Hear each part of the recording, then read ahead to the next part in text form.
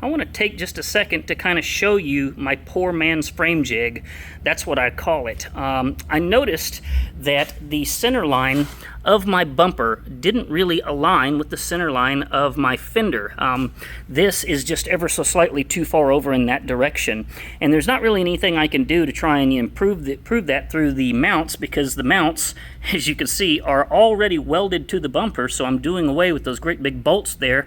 And once this thing is all powder coated, you'll never see anything that connects, you know, the bumper to the brackets. So once I realized that, you know, it wasn't exactly perfectly centered on the car, I realized that I thought probably the best way to solve this problem was if I could just somehow grab a hold to that bumper in a way that wouldn't bend it, and just grab onto it and pull it and kind of shift it in that direction.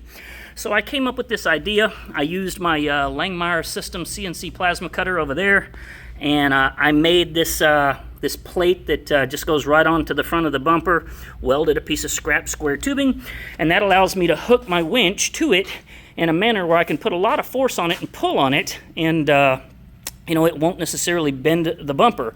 So I've got myself a little portable winch right here. I'm using one of my wood wheel cribbing stands to kind of, you know, elevate the cable right there, so it's pulling sideways and not pulling down. So these little anchors that I put in my shop were really just one of the best ideas of all time. They're just a female anchor, and then I've made, you know, this anchor here just by doing nothing more than welding a great big nut to a great big bolt. And all over my shop you find those little female anchors. They're all over the place, so that, you know, I can hook my winch to just about anything, and I kind of have what I call a poor man's frame jig. So, $1,000,000 question, does it work?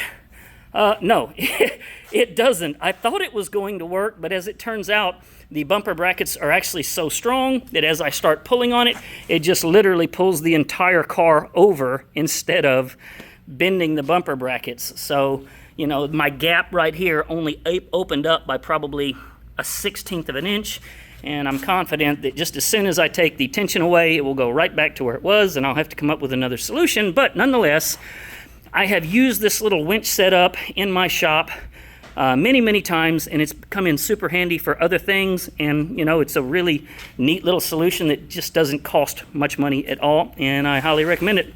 Like, subscribe if you want to make sure you don't miss my other videos. Y'all be good.